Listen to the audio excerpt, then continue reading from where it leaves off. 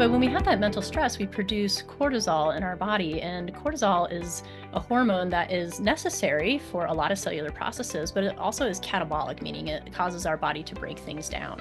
And so if we're emitting this all the time, it keeps our body in a bit of a breakdown state. And so that can apply to a bunch of our organs, including our bones.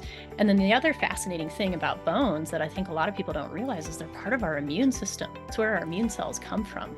So if we're starting to have bone loss, it actually affects our immune system, which means that then we might get more infections, which means that then we might deal with more inflammation and more cortisol and more bone loss, then more infection. So it's like we get caught in this terrible cycle.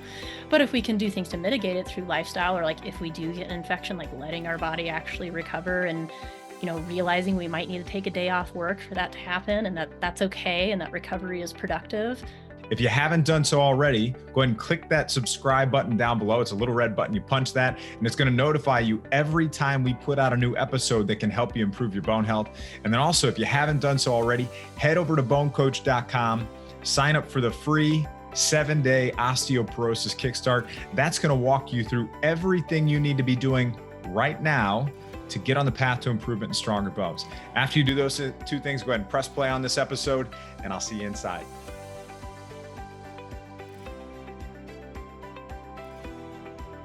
Welcome to this episode of the BoneCoach Show. Joining us today to explore understanding allostatic load to improve bone building and prevent bone loss is Dr. Christine Smith. Dr. Christine Smith is a functional medicine practitioner and doctor of chiropractic with a background in cognitive neuroscience. She specializes in holistic injury recovery and chronic inflammation prevention to help active people come back stronger, uncover hidden injuries, and prevent re-injury. She does this by teaching clients how to use recovery time as a gift to restructure lifestyle priorities, to learn to speak the language of their body through education rather than medication.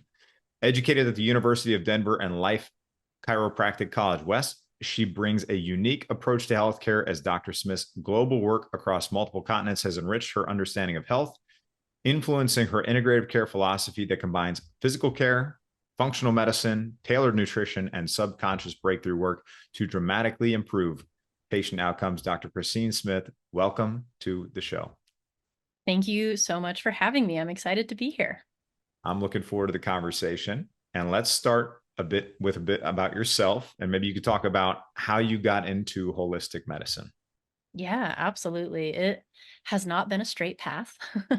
I think that's true for a lot of practitioners, and it usually comes from something in your own story that motivates you to go into this realm of study. And for me, it was like if I started in my younger years, I used to struggle with a lot of anxiety, and the conventional system did all of their regular things of, for women, it's trying to put you on hormones, then putting you on, other prescriptions to try to help, and all well-intentioned. But for my body, it just wasn't working, and it was just making things worse. And I got to the point where my physiology was just reacting in a way that was almost like a panic attack. And I was like, this is not me. Like, what is going on?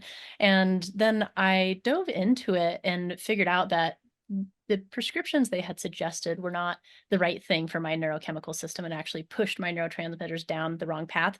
And no one had tested me before suggesting it, and no one had tested me in the 4 to 5 years of follow-up afterwards either. So none of my chemistry had been looked at.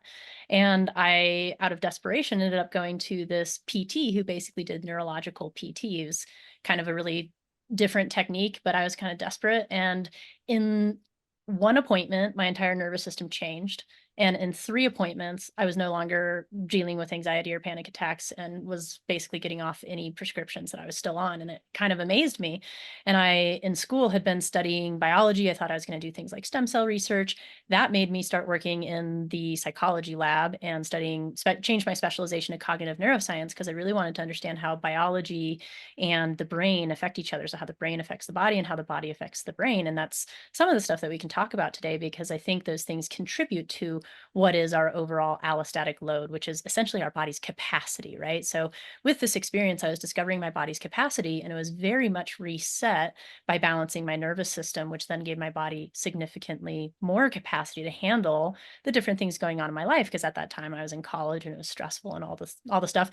Nobody had talked to me about the Dr. Pepper and bagels that I was eating. So that just wasn't even a conversation in this process, which I then, after this experience, started to really dive dive into changing my diet and getting into yoga and meditation and just starting to really change my lifestyle, because that was the catalyst. And then the lifestyle was the thing that made it sustainable, because you can often make some big change and have a good catalyst, then you get flung backwards.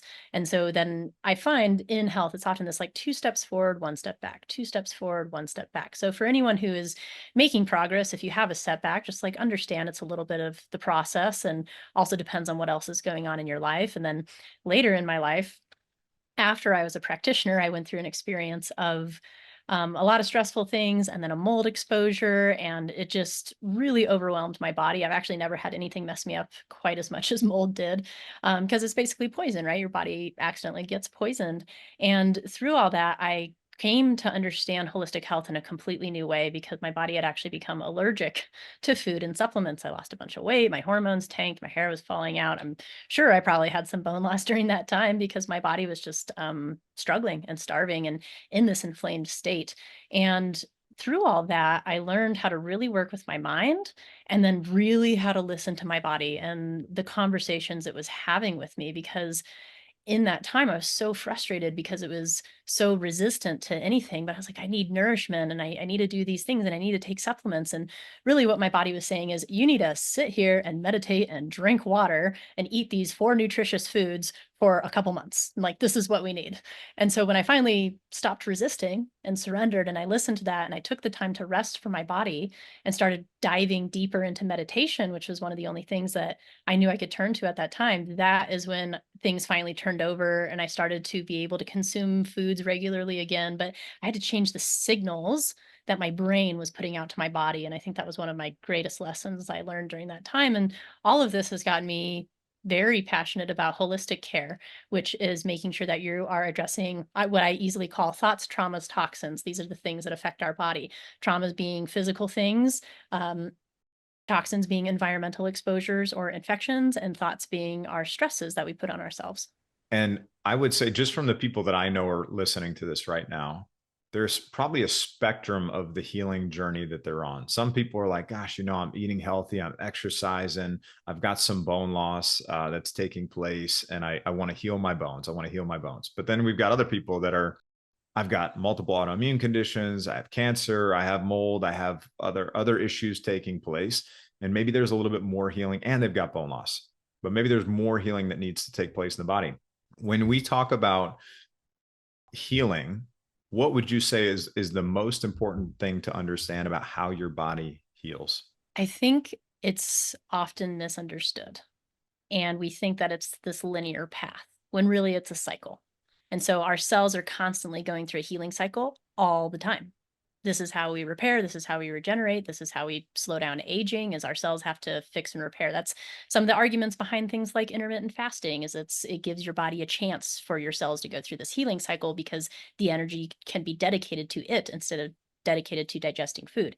Now, if you're in a state like I was in, where I was super depleted, fasting is probably not going to be your friend, and your body is going to pull from its other resources, like your tissues, your bones, your organs, whatever. But I think understanding that it is a cycle is probably the most important part. And if we talk about like the foundational cellular healing cycle, it's hemostasis, the blood stops, your body looks around, checks the environment, and then we go through inflammation, which is basically bringing the workers to the area, clearing out debris. Then we go through assimilation, which is rebuilding everything, and then remodeling, which is testing it out. This happens all the time, every single day, thousands and thousands of times, and your cells go through this over and over and over.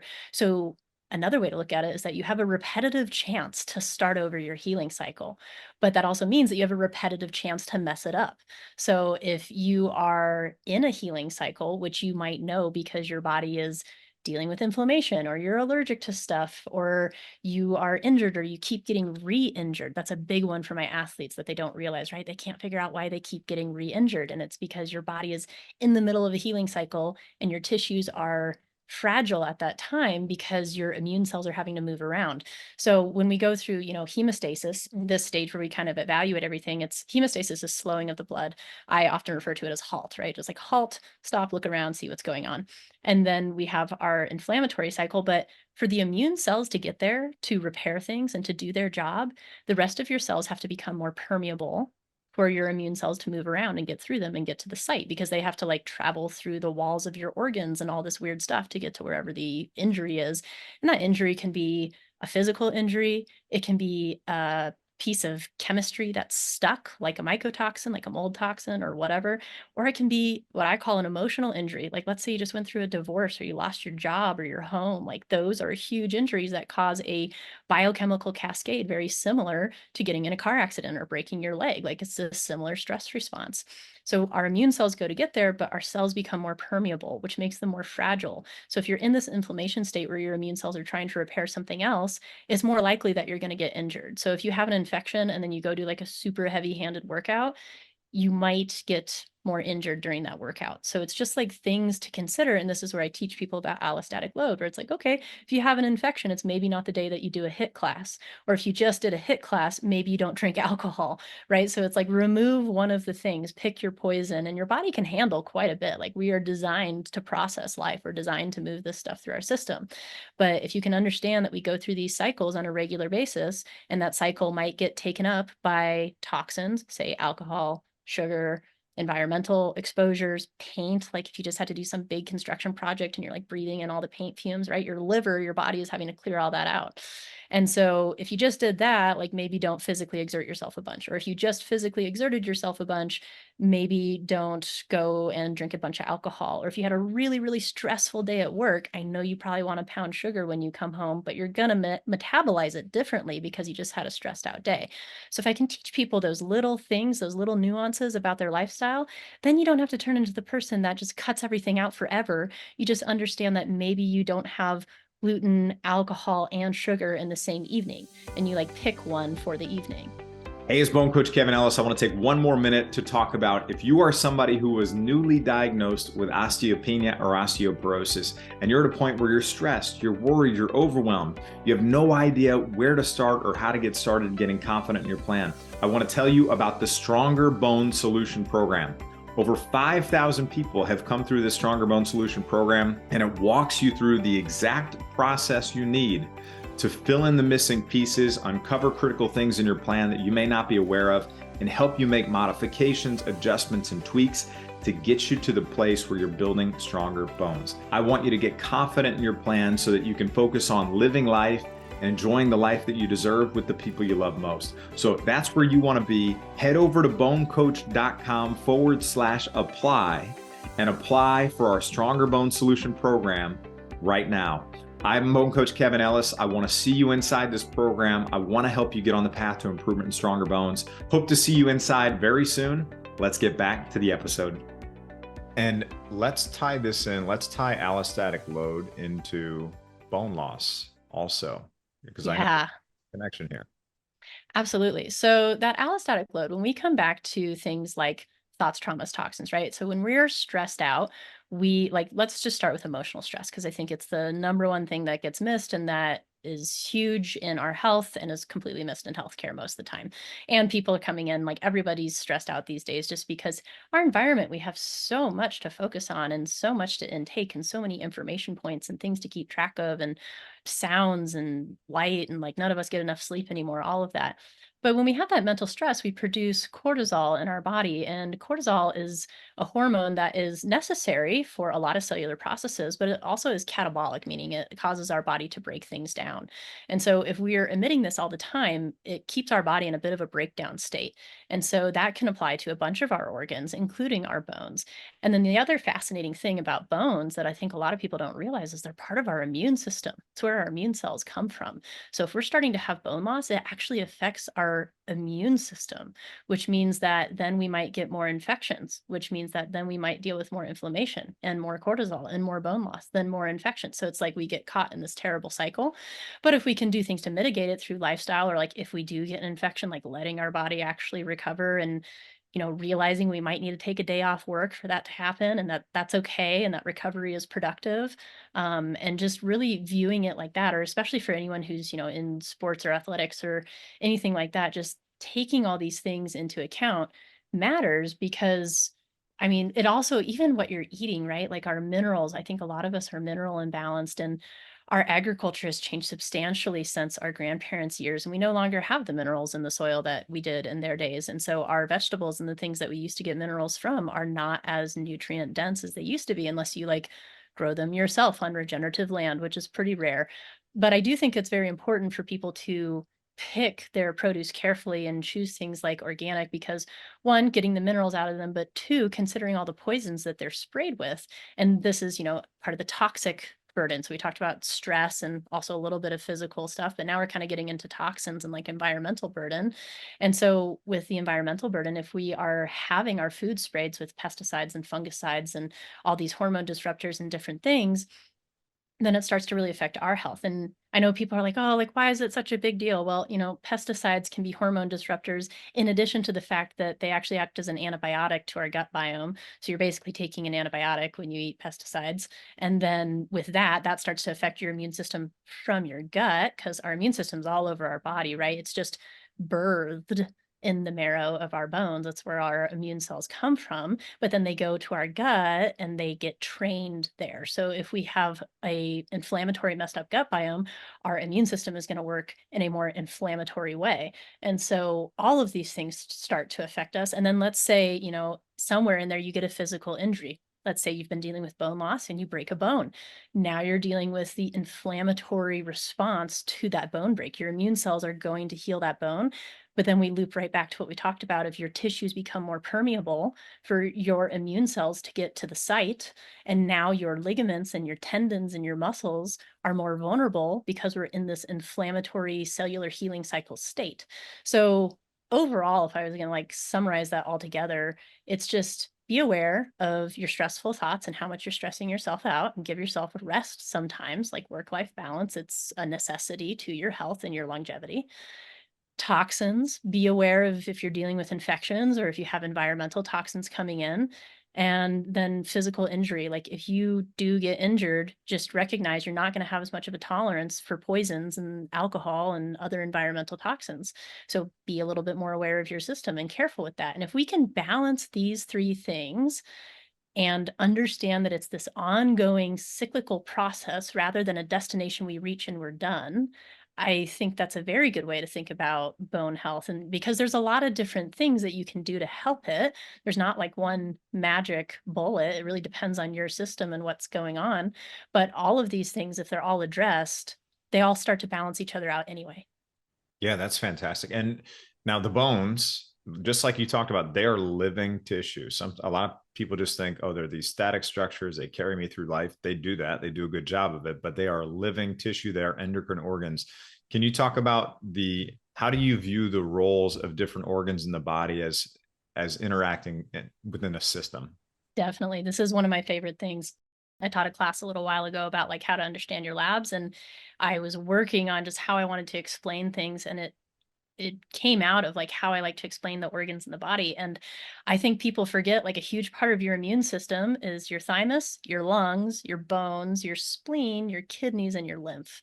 All huge parts of your immune system. People don't think of their lungs as their immune system, but we have a huge amount of cells there that scan the environment for debris coming in because it's stuff coming in from the outside, right? Anything that's coming in from the outside, our body has a big immune function there. So that's our lungs, that's our gut, all of that. That's why our gut is such a huge part of our immune system too.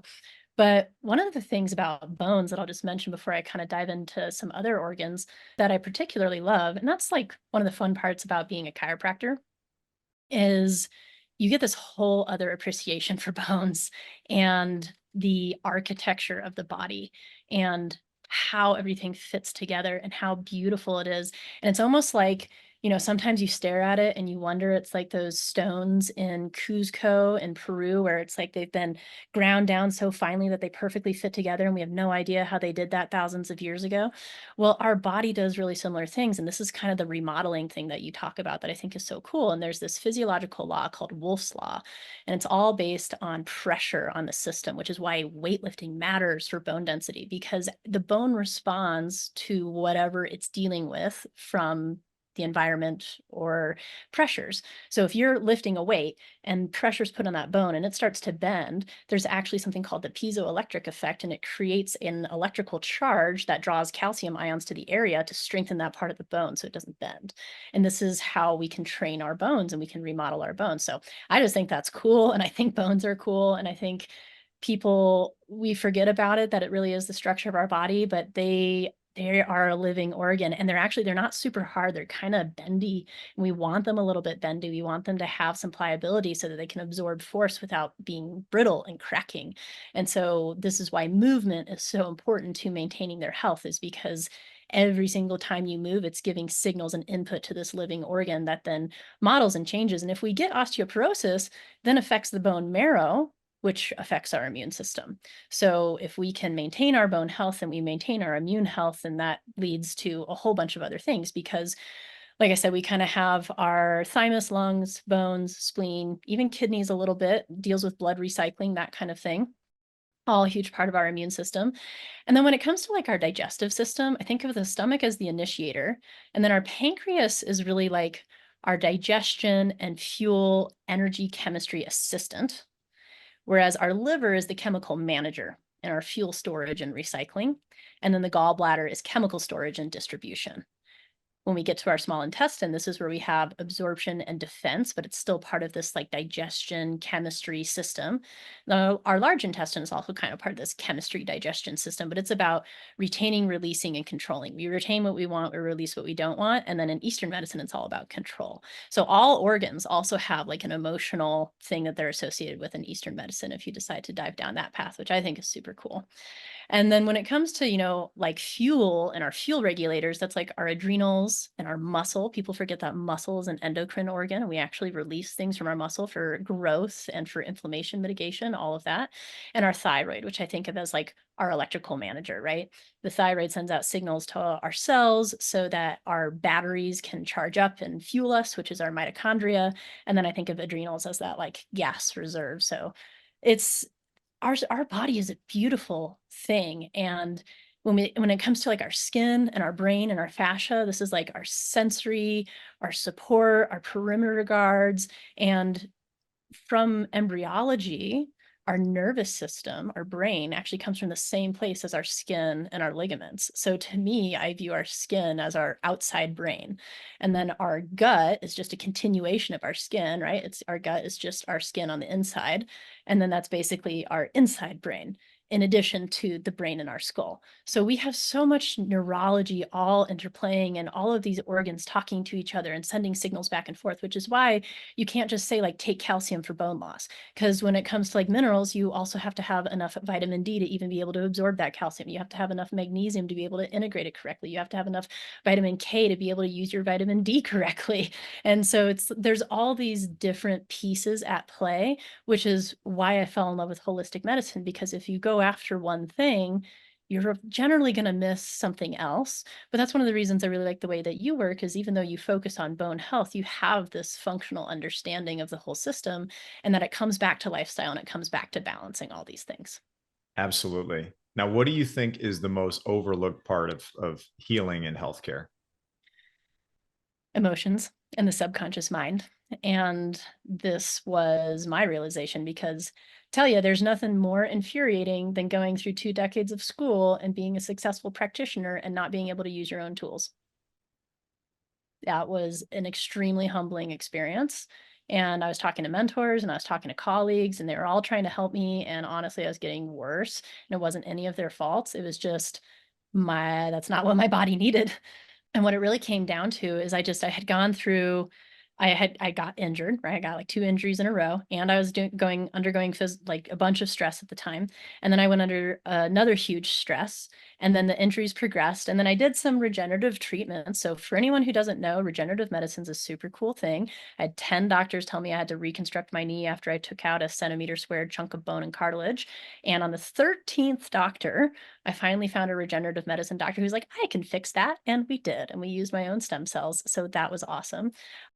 So just know that that's possible. And literally, I healed centimeter squared bone and cartilage. So when you're doubting if your body can heal, just know its ability to heal is amazing. But Before you get to the emotions, actually, could you expand on that, the regenerative therapies, Yeah. exploring that? Because I think that's really interesting. I want to circle back to the subconscious mind piece, but this is Yeah, it's all a part of it. So I'll circle right back anyway. But totally, I think regenerative medicine is highly overlooked. It's sometimes covered by insurance, but not really, which is why I think it's overlooked. But honestly, my regenerative medicine series, we did 3 different shots basically. And I was like up walking after a couple days on all of them.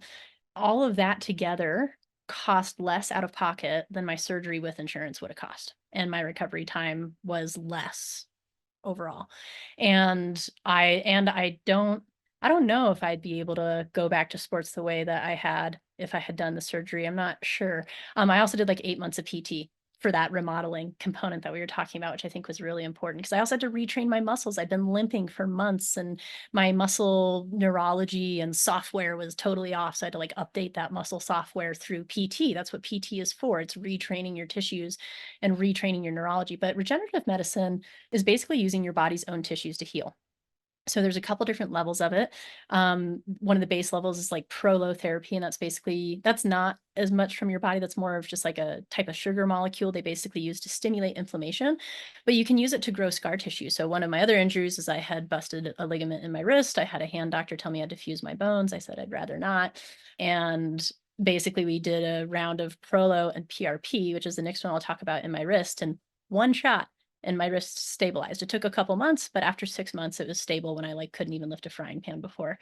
And then for the knee, we did PRP or Prolo and PRP. PRP is platelet rich plasma. It's basically where you draw blood from the body, you spin it all the way down, and then you take the plasma, which is everything except like your red blood cells and stuff, and all of the nutrients that you need to heal, and you deliver it to the area that needs to heal. Now, cartilage and like my kneecap, right, notoriously bad blood flow, very hard for those areas to heal. So if you go and you deliver all the signals and all the building blocks, then your body's like, great, I have everything I need to heal. So Prolo is kind of like sending just the signals. PRP is like signals and building blocks. And then for me, since I had a centimeter squared bone lesion, we used stem cells from my pelvis and injected it into the bone. Now, this doctor was very smart, right? He's like, well, I don't want to open up your knee, so I'm going to drill a hole through your kneecap. I'm going to go in through the hole, inject it into the bone lesion underneath, and it'll regrow, it'll slough off the cartilage, and your body will absorb the cartilage. And it did. So that made sense to me, right? That's why I went doctor shopping, is I asked all these different doctors what their plan was. And a lot of them, their plan was to like cut more things and create more damage. Very well intentioned, but that wasn't the goal that I wanted. So I encourage you to, doctor shop around, see what you need, ask questions. I have a whole talk about the regenerative medicine on my YouTube at Depth Wellness, DEPTH Wellness, and you can listen to that if you want to learn more. But it's a really cool process, and that's using all of your body's natural resources to heal. So this is my happy complement between, really conventional care and more holistic care. So it's like, yes, sometimes your body needs assistance with things, but if I can do it with my own fluids, why not?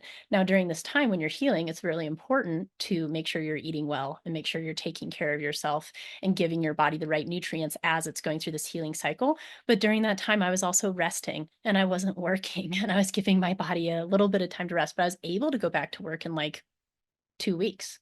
Whereas if I had had surgery, there's no way, like it would have taken me months.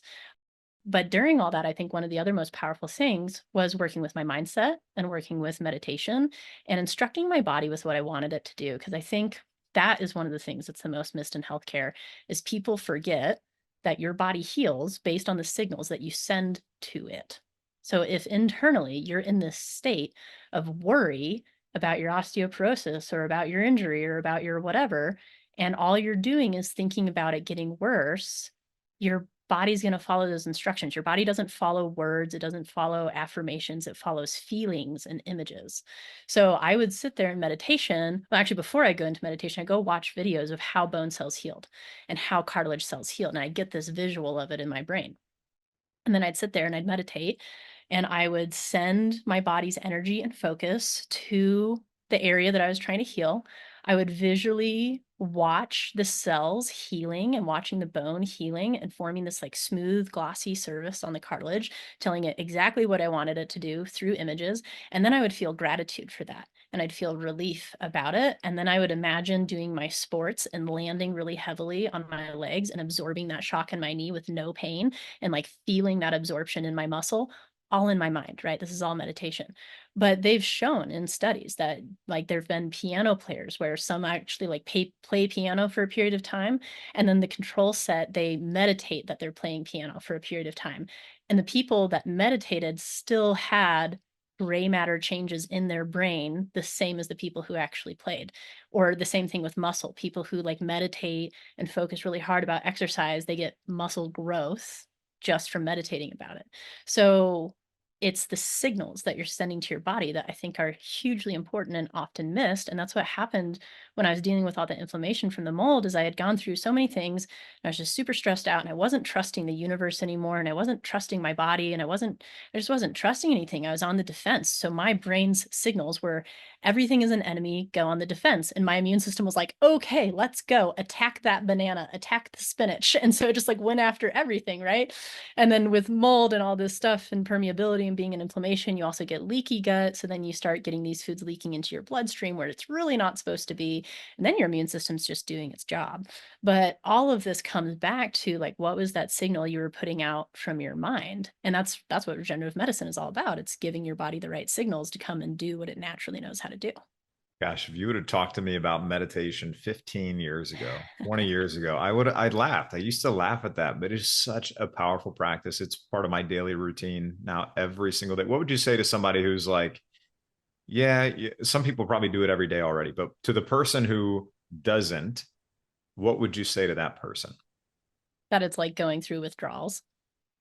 And you basically are going through being addicted to your own misery to get to the point of meditating. And I've been humbled because I fell off my practice, right? I've been practicing on and off for years, and I was doing super well, and then I fell off of it because I like, went somewhere and I kind of lost it. So I'm getting it back in my mornings, but I was doing it really good before. I was doing like an hour every day, which I'm at my best when I meditate for an hour in the morning. It's just what I found out about my body. It's frustrating because I wish I had more time, but if I really want to feel amazing, that's what I need to do for myself.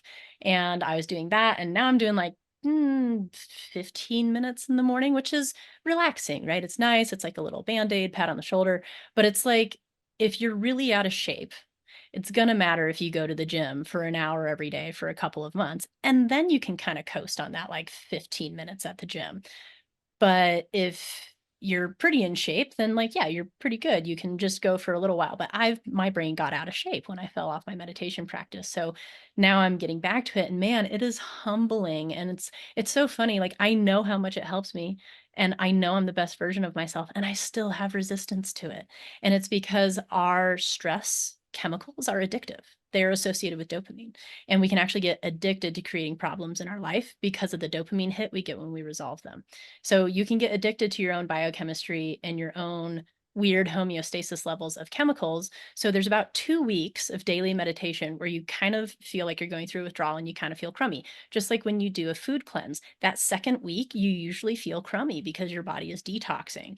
And so if you can get through that second week and you can maintain and you just understand that there's this 2 week hurdle of every single day, like trying, right? And like not just sitting there and being frustrated about it, but like giving it a shot, knowing it might go poorly and trying anyway. And doing that repetitively, this is how we get our brain in shape. And then you start to feel better and your neurotransmitters change and your biochemistry changes. But there is that hump where you literally feel like you're going through withdrawals. It's just ironically withdrawals from your own stress or your own anxiety or your own depression because it's familiar and feels comfortable. By the way, what a very human and relatable response where you were basically acknowledging, you're not perfect. Nobody's doing this perfectly. It's just do it the best that you can. When you've yeah, you can structure time in your day to make time for it, but it's not always going to be perfect, and that's okay. I think if there was going to say one other thing about it, I think people misunderstand it. I think it feels like this task where you have to go and try to be in silence while all of your anxious thoughts pass through your mind, and that's why people resent it, which that is something that happens. But really, I think of it as a bodily function.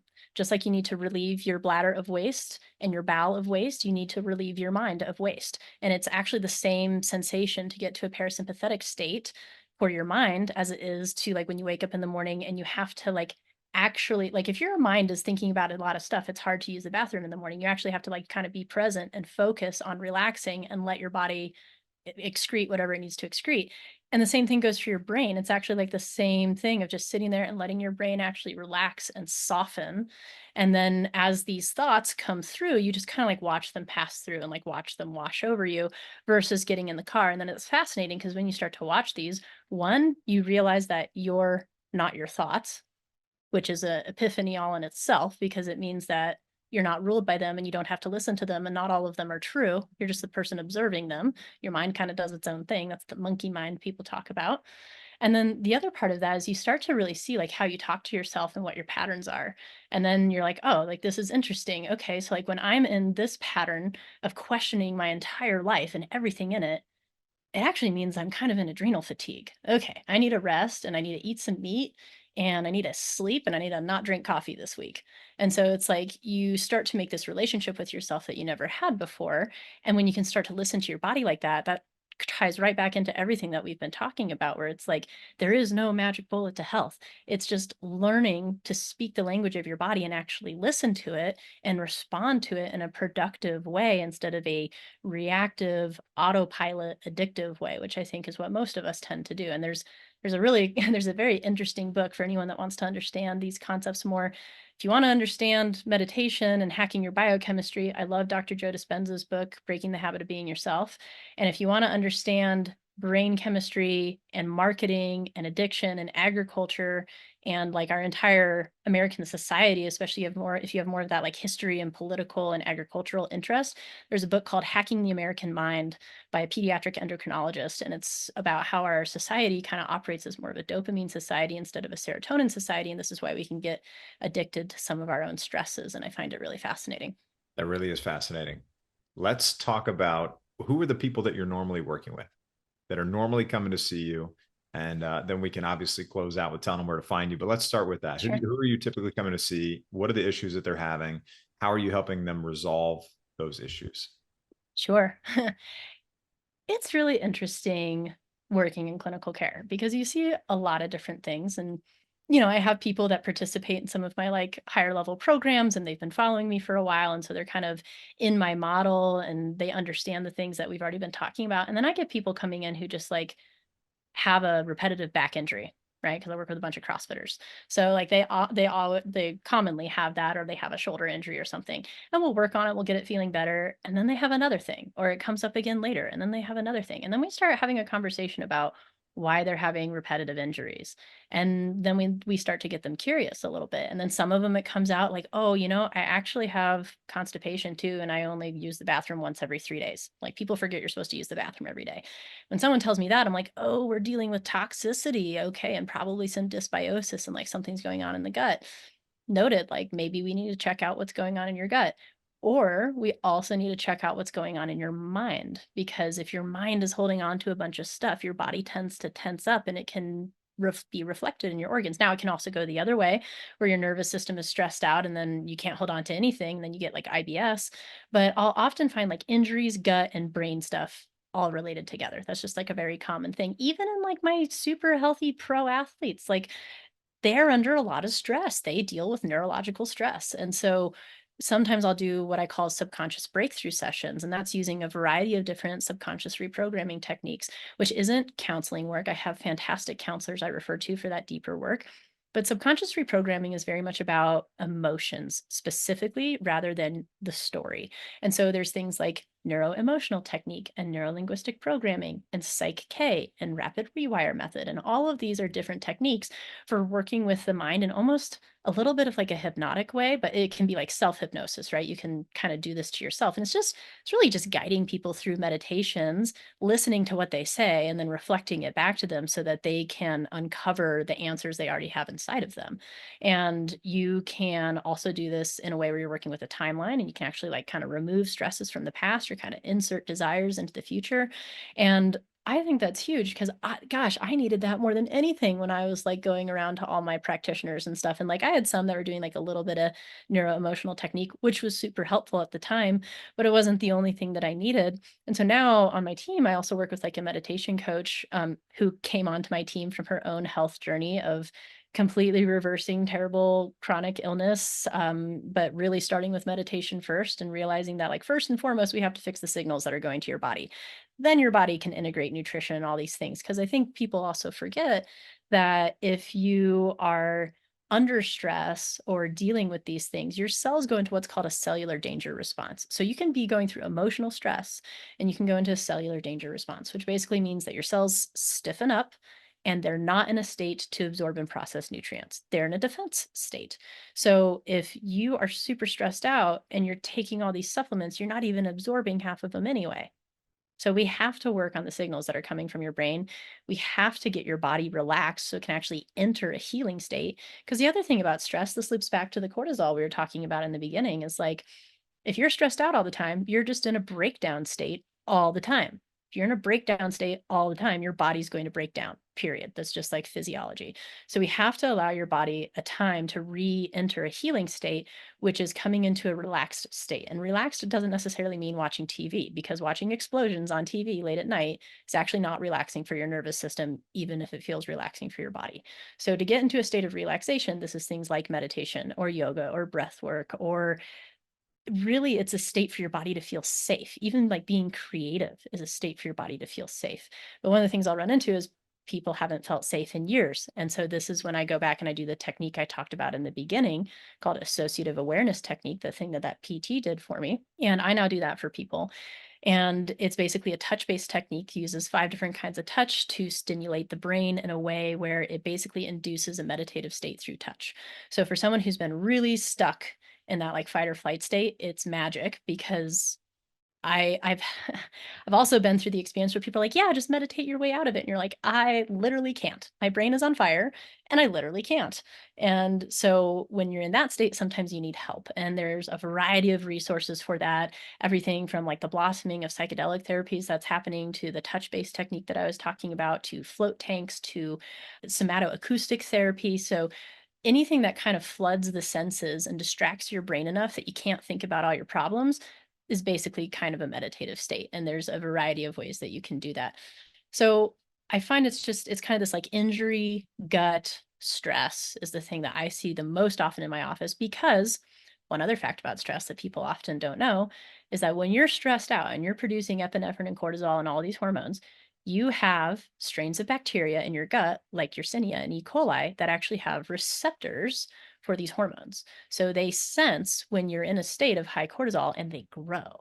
So when you're super stressed out, you actually grow really nasty bacteria in your gut that produce extra toxins.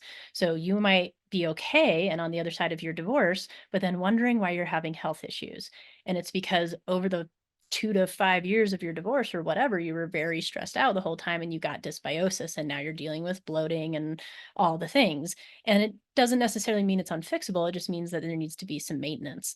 So if we can understand that all these things are tied together, like I even had somebody the other day who, he's been struggling with anxiety. He's like, hey, I want to wait to work on my gut because I want to work on my anxiety first with this person. And I was like, okay, well, I don't really think they're separate, considering everything that I talked about in my own journey in the beginning, but we'll let that land for him however it lands. Because the other thing I take into account is everyone's healing journey is their own journey. And as practitioners, we're meant to be your guide along the way, but we don't heal anything. Your body heals you. We help guide you in learning how to listen to your body, but really, like, I want you to be independent at the end of our care and only come hang out with me in my membership area because you like hanging out and learning and being in community. So eventually that's where I want people to get to, is like, as I help them throughout our care, they understand how their body works so that they can understand that when they get injured at the gym, they actually have a little bit of leaky gut going on and they have to be more careful with their food for a month. And then they can kind of go back to being more frivolous, or however you'd like to put it. So sorry, that was a long-winded answer, but it's a variety of things that I see coming in, but I find those are almost always involved in all of them. Hey, it's Bone Coach Kevin Ellis. Thanks so much for tuning into this episode of the Bone Coach Show. If you're finding it helpful, please leave a positive rating and review. Hit that like button, subscribe to the podcast or the channel. That lets us help more people and reach and serve more people. And it also lets us know that this is helpful to you on your journey to better health and stronger bones. And then also, right down in the show notes, you can actually find a link to my free Bone Healthy Recipes Guide. That's going to give you access to some amazing and delicious recipes to support your journey to stronger bones. And then also, we have a link to my free Stronger Bones Masterclass in the show notes too. And that is the 3-step process that has helped people in over 1,500 cities around the world get confident in their plan for stronger bones. Over 110,000 people have taken part in this, and it's been really, really helpful for them. And I want you to have free access to it too. So add your name and email right down there in the show notes, get access to that free Stronger Bones Masterclass, and let's get you confident in your Stronger Bones plan today. Thank you so much for sharing that. And what I want to share with people is, where can they find you? If they listen to this, they're like, gosh, Dr. Christine Smith is really, really smart, and she is a great resource to have, and she could help out. Where can people find you? Yeah, absolutely. My website, Depth Wellness, DEPTH, like you have depth, wellness.com. It's kind of a hub for everything. So you can go there and find whatever you want. I also wanted to create a little bit of a bonus for anybody listening to this. So if you go to depthwellness.com/links, LINKS, and you use the coupon code BoneCoach, all capital letters, on any of the things on that page, which is a variety of like mini courses, even like my longer 5-week course, which is meant to guide people through a process like we talked about today at home, with like goal setting worksheets and guided meditations and understanding food and how to read labels and how to listen to your body. All of those are discounted for you with that discount. I think it's set at 20%. So I hope you enjoy. There's also a free webinar on there that you can go check out if you just want to learn more. It's called How to Heal Better. And that's also located on my YouTube, which is just YouTube at Depth Wellness. And on social media, the one that seems to have boomed is the one under Dr. Christine Smith, all one word. And I am always sharing daily tips on Instagram and Facebook and stuff of just like fun facts like this. So like we'll kind of wrap up with another fun fact about bone health, because I just had this happen with a client case and I thought it was interesting, and I think more people should know about it. So I had a client who's been struggling with some cognitive decline for a while. He has a history of sleep disruption and kidney stones and adrenal fatigue and bone loss. And then we looked back at his labs, and it turned out that high calcium had gotten missed on his labs for years. And it turned out that he actually had hyperparathyroid syndrome, which means that a little teeny tiny gland on his thyroid, which is responsible for helping balance your calcium levels, was overactive. It was pulling bones out of his calcium, which then was making him have high levels of lead in his blood, because we store heavy metals in our bones. So when we have high bone loss, even later in life, we can have high heavy metal levels. And so he was going through this whole process, but we didn't know for a long time that the high calcium levels were actually from hyperparathyroid. So just a fun fact for you to know. And that's the kind of stuff that I put on my channels, is just teaching you how your body works so that you can ask the right questions and feel empowered around your health. Because I think our healthcare system has turned more into a victim model. And I really want people to realize that they're smart and that you can listen to your body and you can resolve a lot of your own problems, but that we're always here for you if you need extra support. Thank you so much for sharing that, Dr. Christine Smith. I am so glad we had this conversation. I'm so glad everybody listening, you can find all the resources, show notes, everything mentioned here today over at bonecoach.com. We're going to link to everything she just shared down below. Thank you for the generous discount on the programs and things that are at the link below. And then you can find her on all those social channels as well at Dr. Christine Smith, right? Yep, absolutely. It's Dr. Christine Smith. And on that same links page, there's a button at the top that if you're interested in joining the community, you can sign up there. You'll get that free webinar as a thank you. And it's just called How to Heal Better. And it's all about inflammation and understanding this stuff more deeply. But my goal is to create an online community for people to learn about these things, because I really admire people like yourself who have created that. And I think community is hugely missing from healthcare, and we all need it more than ever right now. I couldn't agree more. Well, thank you so much again. And for everybody listening, you can find all the resources, show notes, everything at bonecoach.com. We'll see you in the next episode. Hey, it's Bone Coach Kevin Ellis. Hope you found that episode helpful and that you enjoyed it. Just one last reminder, if you haven't done so already, head over to bonecoach.com, sign up for your free 7-day osteoporosis kickstart. It's going to tell you everything you need to do to start getting on the path to improvement. Hope you found this helpful. I'm your Bone Coach Kevin Ellis. I'll see you soon.